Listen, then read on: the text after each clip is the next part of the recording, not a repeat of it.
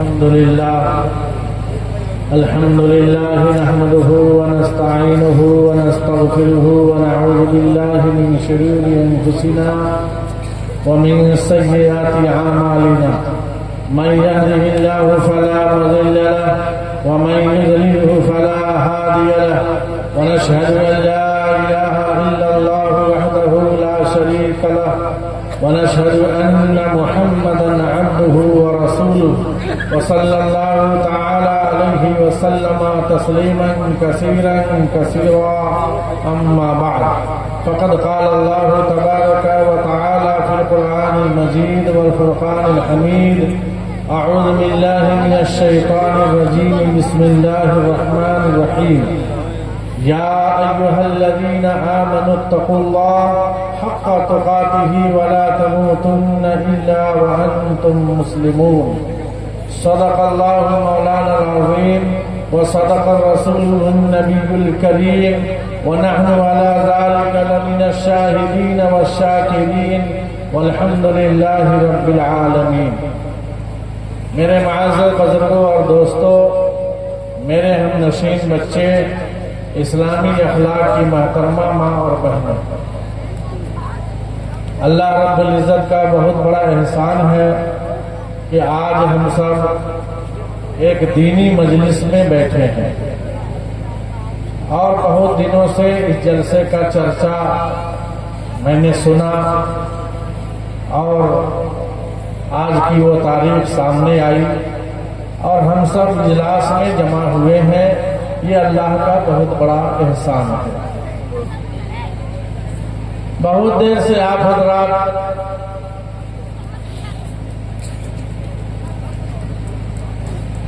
कुरान मजीद की तिलावत के बाद नाते नबी और तकरीर समात करते आए और सबों ने कोई न कोई पैगाम आप तक पहुंचाया। आइए सबसे पहले इसमें थोड़ी आवाज बढ़ाइए। आइए सबसे पहले मैं 2-3 अशार पेश करता हूं ताकि मेरा मिजाज बन जाए और आप सभी हजरात पहला शेर से ही जुड़ने की कोशिश करें इंशाअल्लाह। आज़मी इजलास ने काफी तारीफ की है, उस लायक मैं नहीं हूं, इसलिए कि कहने वाला बहुत कुछ कहता है और सुनने वाला ज्यादा समझता है कि सही कहा है कि सही नहीं कहा। एक शेर पूरे मजमा तक पहुंचता है, समाप्त करे। ज़माना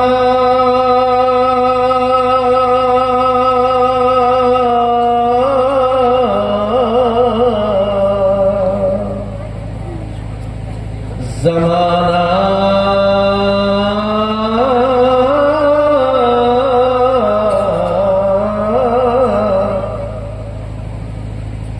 ज़माना बहुत खूबसूरत है लेकिन मदीने के बाजार जैसा नहीं है। पूरा मजमा जुड़िए इंशाअल्लाह, बहुत आपको मजा आएगा। ज़माना बहुत खूबसूरत है लेकिन मदीने के बाजार जैसा नहीं है। सबब इसका ये है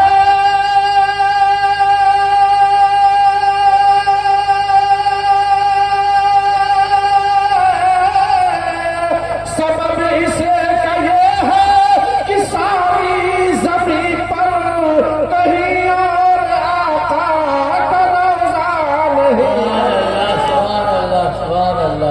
ज़माना बहुत खूबसूरत है लेकिन मदीने के बाजार जैसा नहीं है। अज़ानें भी होती, नमाज़ें भी होती, बहुत इल्म होता मगर ये भी होता। अज़ानें भी होती, नमाज़ें भी होती, बहुत इल्म होता मगर ये भी होता। नबी के नवासे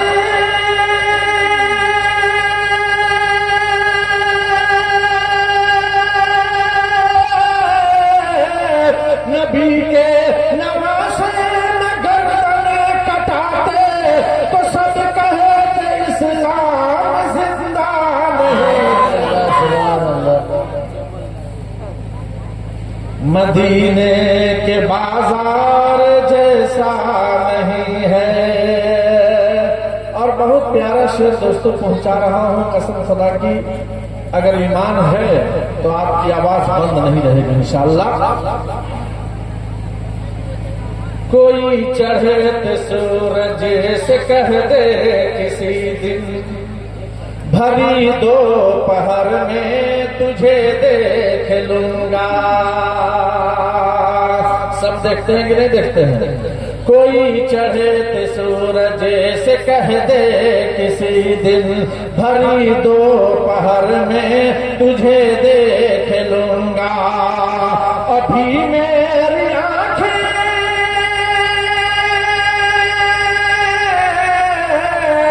अभी मेरी आंखें मुकम्मल नहीं है, अभी उन कदर मैंने देखा नहीं है। मदीने के बाजार जैसा नहीं है, अभी उन कदर मैंने देखा नहीं है।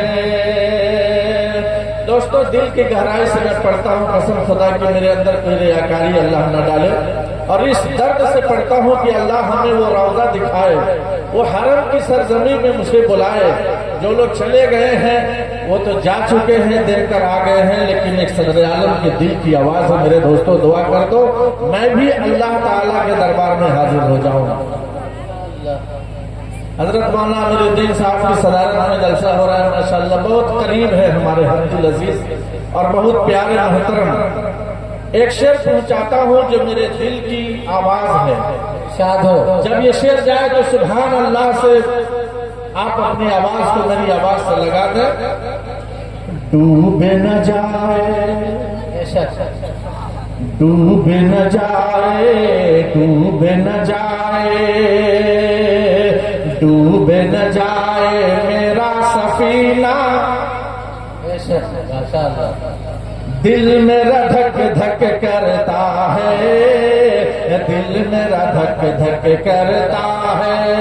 डूबे न जाए, डूबे न जाए मेरा सफीना, दिल मेरा धक धक करता है, दिल मेरा धक धक करता है। डूब न जाए मेरा सफीना,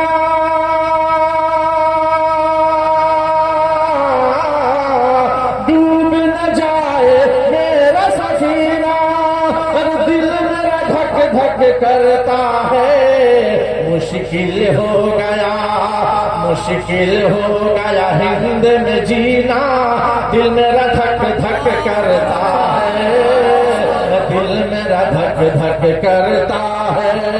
मुश्किल हो गया हिंद में जीना, दिल मेरा धक धक करता है, दिल मेरा धक धक करता है। जाली सुनहरी रोजा प्यारा, माशाअल्लाह, जाली सुनहरी रोजा प्यारा, गुंबद खजरा का मंजर। जाली सुनहरी रोजा प्यारा, गुंबद खजरा का मंजर। कि जाली सुनहरी रोजा प्यारा,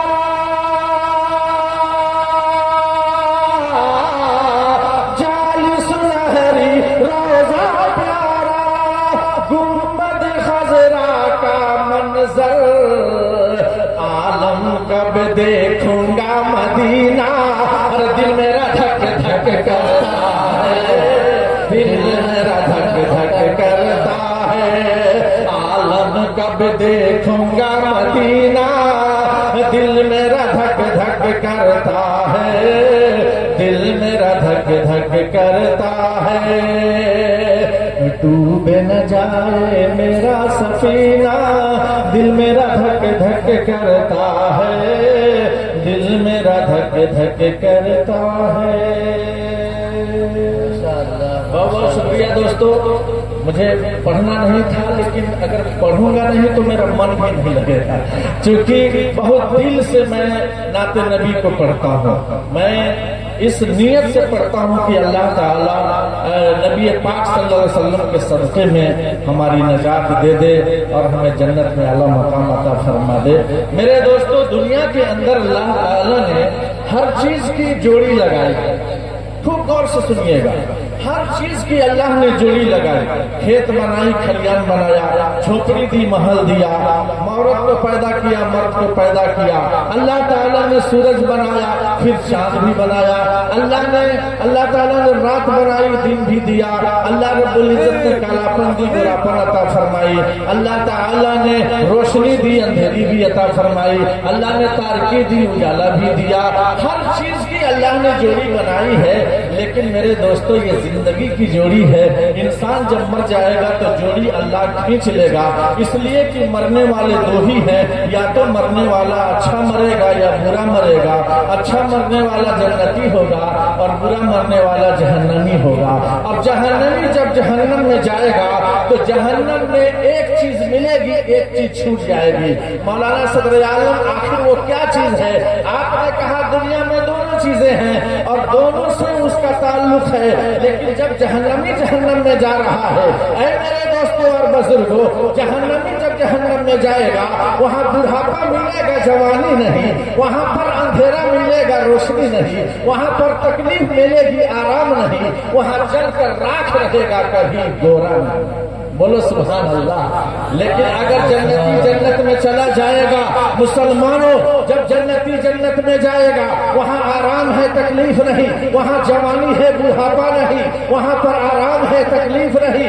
वहाँ हंसता खेलता जिंदगी गुजरेगी, कभी वहाँ गम नहीं। अल्लाह रब्बुल इज्जत ने इसीलिए दुनिया में भेजा कि तुम मेरी बंदगी करो, मेरे सामने घुटना टेको, मेरे सामने सजदा करो। झुकना तेरा काम होगा और जन्नत में डाल देना ये मेरा काम है। माशाअल्लाह, माशाअल्लाह, माशाअल्लाह। उस वहदहू ला शरीक का ऐलान है। मेरे दोस्तों और बुजुर्गों, हमारी सूरत नबी की सूरत से नहीं मिलती, हमारी शक्ल नबी की शक्ल से नहीं मिलती। हमारा काम नबी सल्लल्लाहु अलैहि वसल्लम के काम से नहीं मिलता। और हम सिर्फ हाय हाय दुनिया और हाय हाय जिंदगी के बारे में हम गोता लगा रहे हैं। खेतों में हम मेहनत करते हैं, खलियान में हम मेहनत करते हैं, बिल्डिंगों में हम मेहनत करते हैं, बिजनेस में हम मेहनत करते हैं, तिजारत में हम मेहनत करते हैं। ऐ मेरे दोस्तों और बुजुर्गों, जो अल्लाह रब्बुल जलाल ने पैदा किया है, उस बंदगी पर मेहनत भी हमें करना है। उस अल्लाह की दी हुई नेमतों पर हमें शुक्रिया अदा करना है, जो अल्लाह रब्बुल जलाल ने हमें जवानी अता फरमाई, अल्लाह रब्बुल जलाल ने हमें ताकत बख्शी, अल्लाह रब्बुल जलाल ने हमें चलने के लिए पैर अता फरमाए, अल्लाह रब्बुल जलाल ने हमें दूर जाने के लिए अच्छी अच्छी सवारियां अता फरमाई, अल्लाह रब्बुल जलाल ने हमें अच्छी सेहत अता फरमाई। फिर आखिर हमने नबी सल्लल्लाहु अलैहि वसल्लम के नक्शे कदम को क्यों छोड़ा? अल्लाह के बताए हुए अहकामात को क्यों छोड़ा? मुसलमानों याद रखो, अगर हम अपने कल्चर को नबी के कल्चर से हटा देंगे, अपनी सोसाइटी नबी की सोसाइटी से हटा देंगे, अपना समाज नबी के समाज से हटा देंगे, यहाँ भी रुसवाई होगी और वहाँ भी रुसवाई होगी। इसलिए अल्लाह रब्बुल इज्जत ने जिंदगी अता फरमाई और ऐलान किया, है मेरे बंदो, ए मेरे बंदो, सुबह सुबह उठो तो जरा, सुबह उठकर फजर की नमाज पढ़ो। तुम्हें 5 बार मुअज्जिन आवाज लगाता है, हय्या अलस सलाह, हय्या अलस सलाह, हय्या अलल फलाह, हय्या अलल फलाह। वो 5 बार कहलवाता है अल्लाह ताला, आओ नमाज की तरफ, आओ कामयाबी की तरफ। लेकिन हमें उसका एहसास नहीं है। कभी करवट उधर बदलते हैं, कभी करवट उधर बदलते हैं। और नमाज अजान देने वाला मुअज्जिन साफ साफ सुबह में कहता है, अस्सलातु खैरुम मिनन नौम। हर दिन फजर में ऐलान कर रहा है, उठो उठो, तुम्हारी नींद से बेहतर नमाज है, नमाज पढ़ो, दुनिया में बिखेर जाओ, दुनिया में बिखेरना तेरा काम होगा, रोजी अता करना ये मेरा काम होगा। रब्बुल जलाल कह रहा है, ओ मेरे बंदे, नर्म नर्म बिस्तर को छोड़ो, कि आज तुम बिस्तर पर सोए हुए हो और रात गुजर गई, सूरज निकलना चाह रहा है, तुम जल्दी से बिस्तर छोड़ो, दुनिया में बिखेर जाओ और दुनिया में जाकर मेहनत करो। मेहनत करना तेरा काम और मेहनत में जान पैदा करना मेरा काम। मजदूरी कर डाला मेरा काम। लेकिन मेरे दोस्तों और बुजुर्गों, हम दुनियादारी में भी बहुत पीछे हैं। आज दिन की बात तो हटाओ, आज इंसान मेहनत करना नहीं चाहता और सुबह शाम परेशानी के आलम में जिंदगी गुजारता है।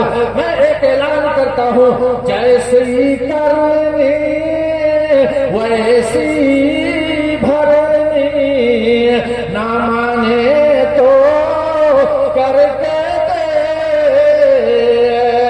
कि जैसी करनी वैसी भरनी, ना माने तो करके दे। जन्नत भी है दोज़ख भी है, ना माने तो मर के दे। अल्लाह रब्बुल जलाल ने दोनों अता फरमाए और कहा, ओ मेरे बंदो, या अय्युहल्लज़ीना आमनू इरकाऊ, ऐ ईमान वाले झुको झुको, मेरे सामने झुको। अल्लाह कहता है झुक जाओगे मेरे अंदर बुलंदी आ जाएगी, दर्जात बुलंद हो जाएंगे। लेकिन हम तो अकड़ रहे हैं, इसलिए कि आज गोठे के अंदर कौन गाँव है गोईठनी, बड़ा भारी नाम भैया, आवाजें नहीं क्या हुआ था जमाना, बलुआ गोईठनी। बलुआ गोईठनी में ये जलसा अल्लाह वाला, अल्लाह वाला ये बयान है, नबियों वाला बयान है। लेकिन मेरे दोस्तों, आज हमारे ये गोईठनी में जमींदार लोग हैं, चौधरी लोग हैं, बड़े बड़े रईस लोग हैं। यहाँ पर उनके पैसे की क्या पूछना, यहाँ पर उनकी गाड़ियों का क्या पूछना।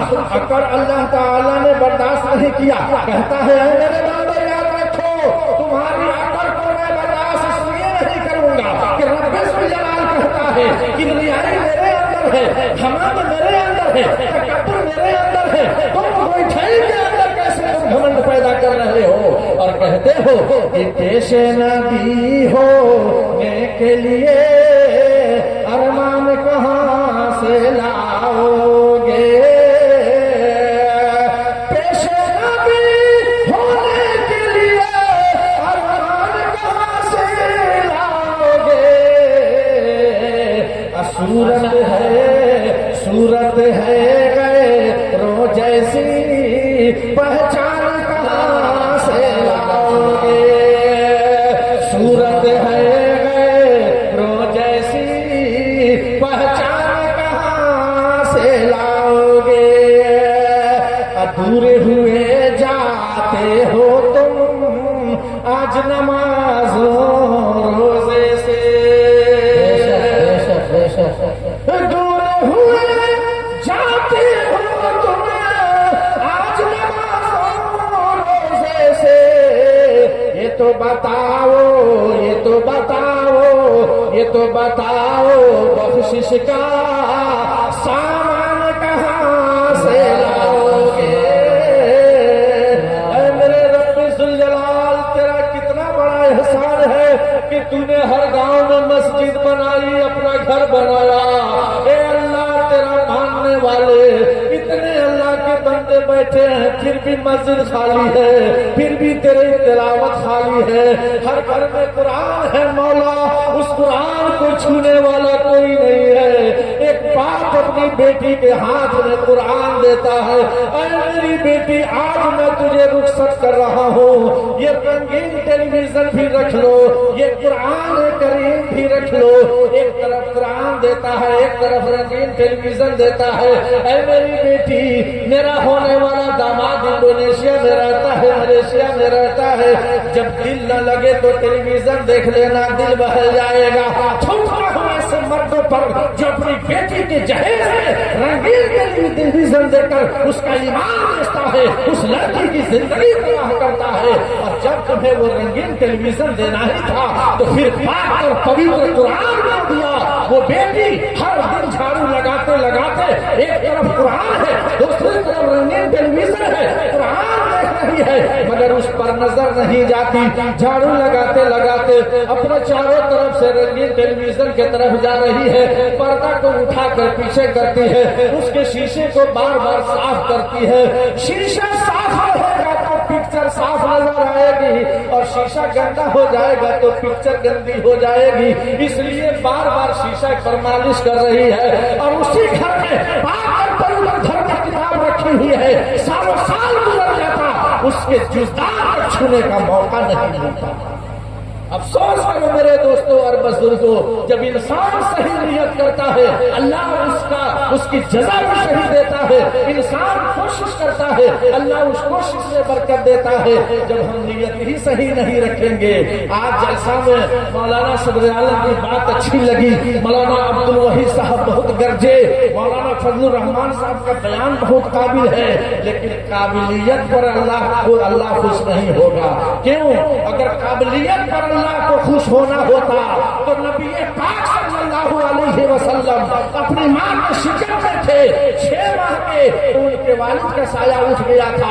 अबू लहब जो नबी के चचा है, उनके बारे में तारीफ आती है कि अबू लहब ने कहा अपनी लौंडी से, ए सुमैरा मेरे पास मत रहा कर, मेरी भाभी अकेली है, 6 माह का पेट में बच्चा है, जा भाभी की खिदमत कर, इसलिए कि मेरा भाई मर चुका है, अब वो अकेली है। वो सुमैरा जाती है, 3 महीने तक खिदमत करती है और एक बार देर से आती है। सुमैरा वो गुस्सा हो गया, ये शर्त नहीं आती, तुम इतनी देर से आती हो, जब मैं तुम्हारा आका हूँ, तुम्हारी बनती है, गुलाम है, तो फिर देर क्यों करती है? वो कहने लगी, ओ मेरे आका, आपने तो रखा था जिस ड्यूटी पर, जिस खिदमत पर, आज सुबह का सुहाना वक्त आया और आप कहती है कि मैं जा रही हूँ, और दिन कहता है मैं आ रहा हूँ। ऐसे वक्त में सरकारे मदीना को अल्लाह ने पैदा फरमाया। रात कहती है अल्लाह इस बच्चे को रात के अंधेरे में अता कर दे ताकि मैं फख्र करूं, और दिन कहता है अल्लाह दिन के उजाले में पैदा कर दे ताकि मैं फख्र करूं। अल्लाह ने ऐसे वक्त में सरकारे मदीना को पैदा किया। रात कहती है बच्चा मुझ में है और दिन कहता है बच्चा मुझ में है। अल्लाह के नबी सल्लल्लाहु अलैहि वसल्लम ऐसे वक्त में आए, वो सुवैबा कहती है मेरे आका उस बच्चा की आमद पर मुझे देर हो गई है। कहा अच्छा तो ये बता कि क्या तू सच बोलती है, वो बच्चा सही है? हाँ हाँ लाजवाब है, तूने देखा? कहा मैं क्या सारी दुनिया देख रही है, वहाँ से आने की तबीयत नहीं चाह रही थी, चांद भी फीका है, मेरे आका सूरज भी उसके सामने कुछ नहीं है। जब उस अबू लहब को यकीन हो गया कि ये बात सही बोल रही है, उसके जिस्म पर यमन की चादर थी, उस चादर को अबू लहब ने उतारा और सऊदिया के और सुवैबा के जिस्म पर रख दिया। ये सुवैबा पर्दा कर पर्दा, आज जो तूने खबर दी है कसम खुदा की परसों से इस बच्चे की आमद का मुझे इंतजार था। ऐ मेरे दोस्तों और बुजुर्गों, हुजूर के चचा ने उस लड़की उस औरत के जिस्म पर चादर डाल दी और पर्दा में कहा कि पर्दा में हो जा, और आजाद कर दिया। वो लौंडी थी, आजाद कर दिया। अल्लाह को अच्छा नहीं लगा, इतना बड़ा काम किया, वो भी नबी बरहक के लिए किया था, लेकिन अल्लाह ने क्या कहा? तब्बत यदा अबी लहबिन व तब्ब मा अग़ना अन्हु मालुहु व मा कसब। कुरान उतरा, टूट जाए अबू लहब के दोनों हाथ, बर्बाद हो जाए अपने अहलो अयाल बीवी बच्चों के साथ। अल्लाह बात समझ में आओ तुम? हाथ उठा के बोते बोलो अरे माशाअल्लाह, अल्लाह सबको कबूल फरमाए, अल्लाह सबको जन्नत में आला मकाम अता फरमाए। मेरे दोस्तों बुजुर्गों याद रखो, आखिर अल्लाह को पसंद क्यों नहीं आया? अबू लहब ने तो बड़ा काम किया था कि उसको उसके जिस्म पर पर्दा कर दिया और आमद रसूल पर उसने उसको आजाद कर दिया। अल्लाह को इसलिए अच्छा नहीं लगा कि अबू लहब ने नबी को मान लिया मगर नबी की नहीं माना, रसूल को माना था, रसूल की नहीं माना, अल्लाह को माना था, अल्लाह की नहीं माना, कुरान को माना था, कुरान की नहीं माना। अल्लाह ने ज़लीलो ख़ार कर दिया, इस दुनिया में ही तबाह व बर्बाद कर दिया। मेरे दोस्तों और बुजुर्गों पता ये चला कि अल्लाह के सामने किसी की अकड़ नहीं चलने वाली है। अल्लाह ने दुनिया में दिखा दिया फिरौन को, दिखा दिया नमरूद को, दिखा दिया कारून को, दिखा दिया शद्दाद को, तो हम किस गली के हैं? थोड़ा सा हो जाता है माल बाप गौठरी में हमसे अच्छा कोई है, हमारे पास किस चीज की कमी है? याद रखो, थोड़ा सा पैर फिसलेगा तो ये जमीन खिसक जाएगी। याद रखो, मैं बताना चाहता हूँ, मिसाल से समझाना चाहता हूँ। एक गांव का चौधरी था, इतना नालायक था कि 10 आदमी को हमेशा अपने पास बैठाता था, नमाज पढ़ता नहीं था। एक इमाम साहब से बड़ा वाले माशाल्लाह एक जमाने से है। एक बार मस्जिद में उन्होंने कहा कि भाई गांव का जो चौधरी है नमाज पढ़ता नहीं है, 10 आदमी को बैठाए रखता है, चलो उसको कुछ लालच दे करके नमाज की दावत दी जाए। अब लोग खुश हुए कि चलो भाई एक चौधरी नमाज पढ़ेगा तो उसके साथ साथ सब लोग पढ़ने लगेंगे।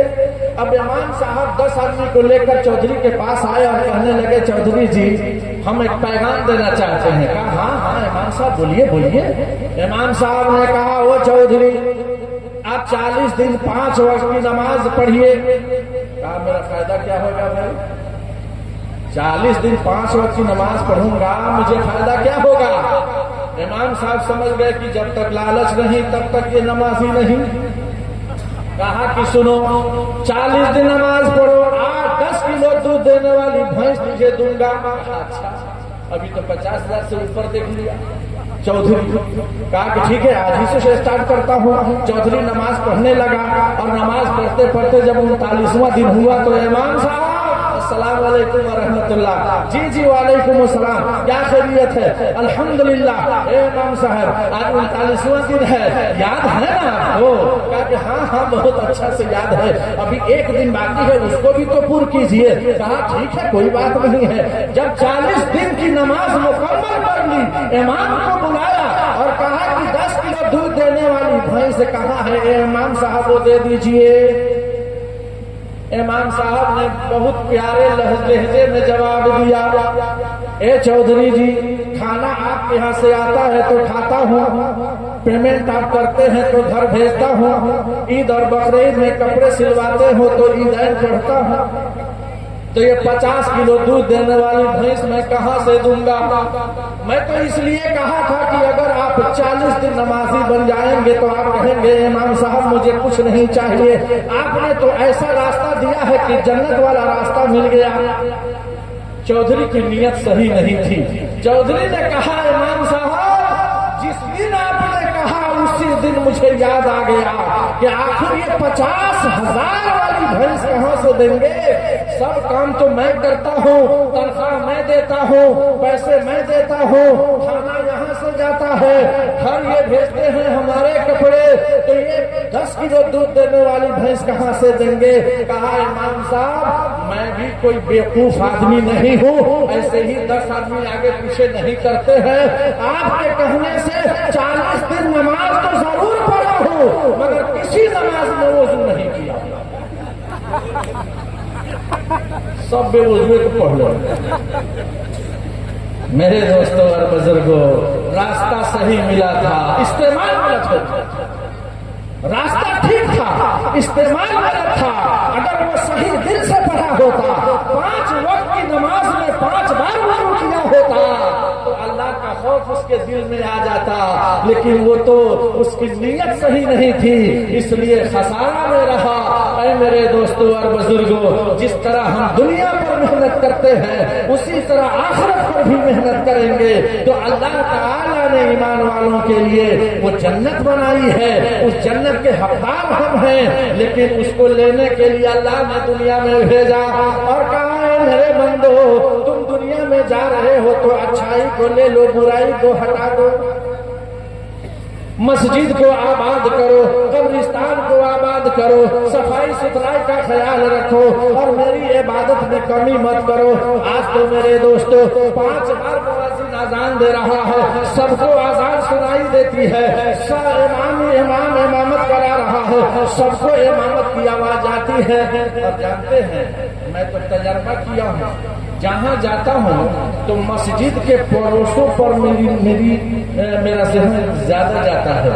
जहाँ देखा मस्जिद जहाँ है वो पड़ोसी अक्सर बेनमाजी पाता हूँ। जहाँ नजर उठाकर देख लीजिए उसको समझ में नहीं आता कि मस्जिद मेरे घर के पास है और किसी के कान में आवाज जाए न जाए, मेरी मुअज्जिन की आवाज मेरे कान तक आ रही है, उसको इस बात की फिक्र नहीं है।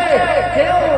बाप की बात तो माना नहीं, और बेटा इतना बिगड़ चुका है कि उसको तरबियत मिली नहीं, उसको अच्छी तालीम दी नहीं गई, कुरान सिखाया नहीं गया, हदीस की बातें उसके कान में आई नहीं।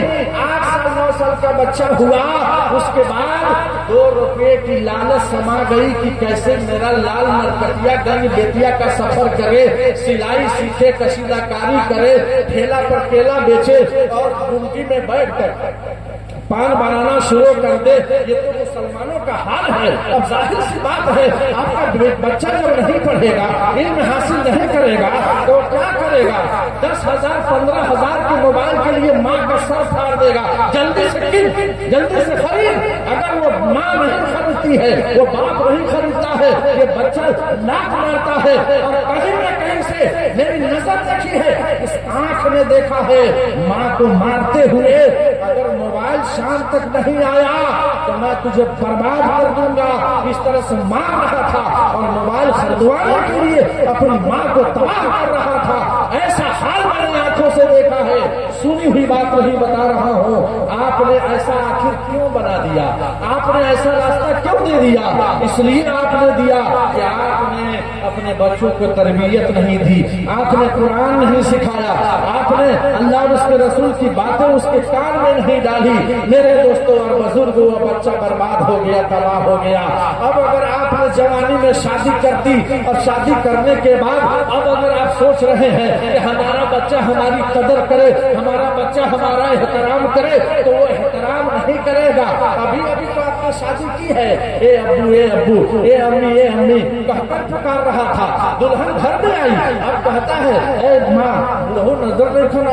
अरे इतनी जल्दी में इसका तेवर बदल गया, अभी तो दुल्हन आज ही आई है।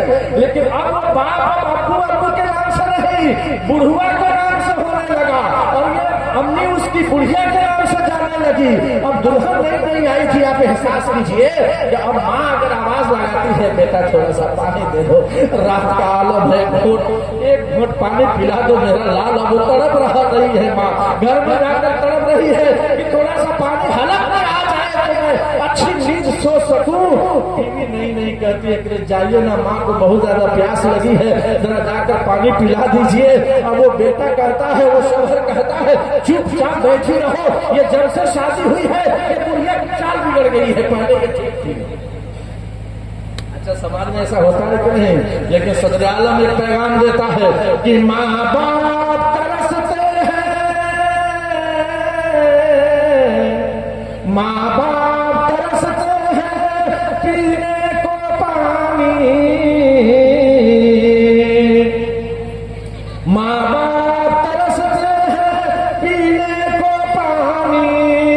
अब बेटा है राजा, बहू फुलवारानी।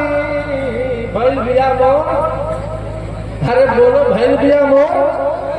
हाँ, अब देखिए अब कितना मामला बदल रहा है कि माँ बाप तरसते हैं पीने को पानी।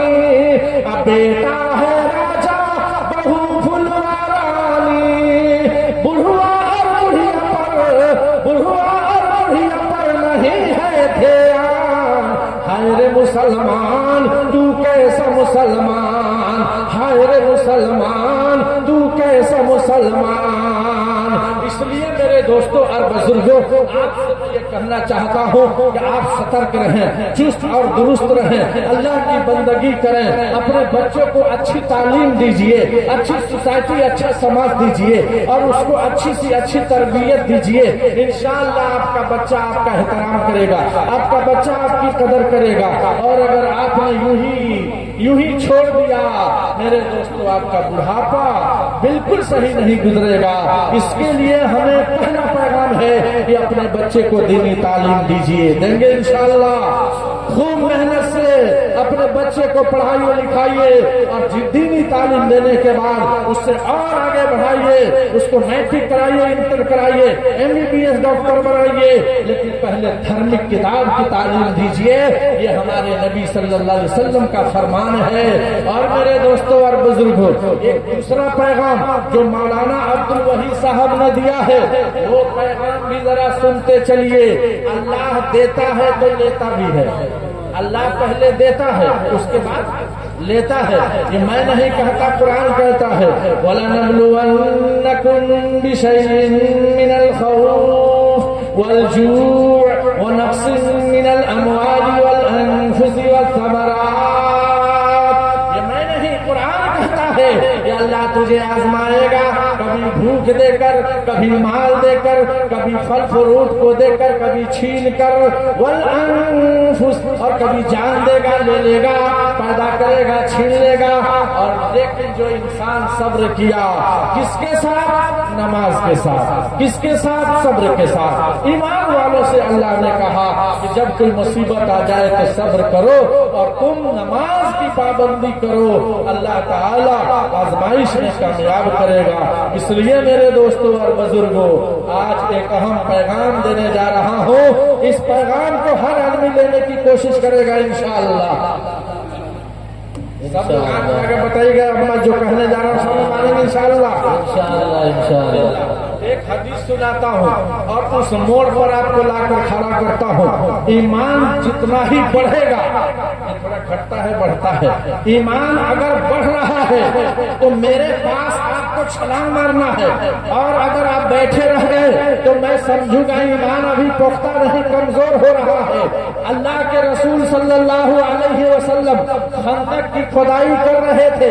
उस खंदक की खुदाई में तमाम के तमाम सहाबा जुटे हुए थे। उसमें हजरत जाबिर इब्ने अब्दुल्लाह भी थे। तमाम के तमाम सहाबा लगे हुए थे। इतने में एक सहाबी आए और आकर कहने लगे, या रसूल अल्लाह, मैं भूख से परेशान हूँ, प्यास से परेशान हूँ। ए अल्लाह के रसूल, मेरे पेट पर पत्थर है, अगर आप कुछ खाना हो तो खिला देते, पानी हो तो पिला देते। अल्लाह के नबी ने फरमाया, ओ मेरे सहाबी, तुम तो अपना दामन उठाकर पेट दिखा दिए कि मेरे पेट पर एक पत्थर है। रसूलुल्लाह की हालत तो तुझे मालूम नहीं है। ओ मेरे सहाबी, तुम्हारे पेट पर एक पत्थर है और रसूलुल्लाह के पेट पर दो दो पत्थर है। अल्लाह के नबी ने दामन उठाया तो सरकारे मदीना के पेट पर दो दो पत्थर लगे हुए थे, मगर रसूलुल्लाह ने किसी से नहीं कहा। हज़रत जाबिर इब्ने अब्दुल्लाह ने देख लिया, दौड़ते दौड़ते घर गए और कहा अपनी बीवी से, ओ मेरी बीवी, आज का हाल तो ये है कि खंदक की खुदाई हो रही थी, उसमें सरकारे मदीना के पेट पर दो दो पत्थर लगे हुए थे। अगर तुम खाना बना देती तो मैं रसूलुल्लाह को खिला देता, अगर पानी देती तो मैं पिला देता। वो बीवी कहने लगी, वो मेरे शौहर, आज तो आधा किलो जौ का आटा है, इसके अलावा कुछ नहीं, और थोड़ा सा एक छोटा सा बकरी का बच्चा है, इसको तुम ज़िबाह कर दो और मैं इसको भून कर तैयार करती हूँ, और आधा किलो जौ का आटा है, इसकी रोटियां बनाती हूँ, और जा रसूलुल्लाह से कह दो कि अल्लाह के रसूल, आपकी दावत मेरे घर पर है। हजरत जाबिर इब्ने अब्दुल्लाह खुशी खुशी आ रहे हैं और आकर रसूलुल्लाह से कहते हैं, या नबी अल्लाह, आज मेरे घर आपकी दावत है, तशरीफ ले चलिए। अब रसूलुल्लाह सल्लल्लाहु अलैहि वसल्लम के कान में जैसे ये बात आई, अल्लाह के नबी ने क्या कहा, ओ मेरे सहाबा, इधर आओ, इधर आओ, इधर आओ। क्या बात है अल्लाह के रसूल? अरे सुनो सुनो सुनो, अरे जाबिर के घर में तमाम सहाबा की दावत है। दावत क्या आदमी को रहे भाई? एक आदमी। और ऐलान अल्लाह के नबी ने किसके लिए किया? सारे सहाबा। अब जो दावत देने वाला उनका हाल जाने वाला, गए तेजी से हजरत जाबिर घर और जाकर बीवी से कहा कि देखो ना, मैं तो रसूलुल्लाह से ही कहा था और अकेले में कहा था, रसूलुल्लाह ने तो सारे सहाबा को दावत कर दी, अब क्या होगा? लेकिन मेरे दोस्तों याद रखो, शौहर अच्छा है तो बीवी भी अच्छी होगी, और शौहर अगर शराबी है तो बीवी भी कबाबी होगी। पता चल जाएगा। जानते हैं कैसे? एक शराबी शराब पी कर आया, मैं बस से उतर कर रिक्शा पकड़ रहा था, छतौनी मोतिहारी की बात है। वो शराबी आया, आकर कहने लगा, तो मैं समझ गया कि अनलोड नहीं, ये ओवरलोड चल रहा है। मैं पीछे हट गया, कहा कि मुझे ले चलोगे जानपुर चौक? शराबी से रिक्शा वाले ने कहा हाँ ले चलूंगा, लेकिन शराबी इतना पी लिया था कि दाहिने चढ़ा और बाएं गिर गया। खड़ा होकर पूछा कितना पैसा हुआ? न चढ़ते देरी न उतरते देरी। अब पैसा निकाल कर दे रहा है कि कितना हुआ भाई आपका पैसा। मैं कह ले लो यार, तेरा क्या कसूर है? कसूर तो इसका है कि इधर से पीकर चढ़ा उधर गिर गया। तो मेरे दोस्तों और बुजुर्गों, जब शराबी शराब पीकर घर में आता है, अपनी बीवी को मारना शुरू करता है, बर्दाश्त जब उससे नहीं होता है, तो इधर से ये शराबी लात मारता है तो उधर से वो झाड़ू मारने लगती है, दिमाग ठिकाने आ जाता है। तो क्या कह रहा था मैं कि जैसा शौहर वैसी बीवी। आए हाय हाय, हजरत जाबिर सहाबी है, उनकी बीवी सहाबिया है। हजरत जाबिर की बीवी का जवाब सुनो मुसलमानों। हजरत जाबिर की बीवी ने कहा, ओ मेरे जाबिर, ओ मेरे जाबिर, घबराने की जरूरत नहीं है। हमारा काम था नबी की दावत करना, और नबी का काम था तमाम सहाबा की दावत करना। कोई बात नहीं है, आने दो। दस्तरखान बिछाया गया, तमाम के तमाम सहाबा उस दस्तरखान पर मौजूद हुए। अल्लाह के नबी भी मौजूद हुए। अल्लाह के नबी ने फरमाया, ओ जाबिर इब्ने अब्दुल्लाह, लाओ खाना कहाँ है? खाना रखा गया। सरकार मदीना ने इजाजत दे दी, ओ मेरे सहाबा सब के सब खाना खाओ। सबों ने बिस्मिल्लाह पढ़कर खाना शुरू किया। सबका पेट भर गया। हजरत जाबिर इब्ने अब्दुल्लाह से आकाए नामदार, मदीना के ताजदार अहमद मुस्तफा ने पूछा, कह दो सल्लल्लाहु अलैहि वसल्लम। सब पढ़ो सल्लल्लाहु अलैहि वसल्लम। हमारे नबी ने पूछा, वो जाबिर खाना कब तो नहीं हुआ? हजरत जाबिर ने कहा, या रसूल अल्लाह, खाना तो जैसा था वैसा ही दिखाई दे रहा है, खाना में कोई कमी नहीं है। अल्लाह के नबी ने सहाबा की तरफ देखा। सहाबा ने कहा, लब्बैक या रसूल अल्लाह, हम सबका पेट भर चुका है। किसी सहाबी का ऐसा नहीं हुआ कि पेट न भरा हो। एक खाना में सब किसी का पेट भर गया। सुभान अल्लाह।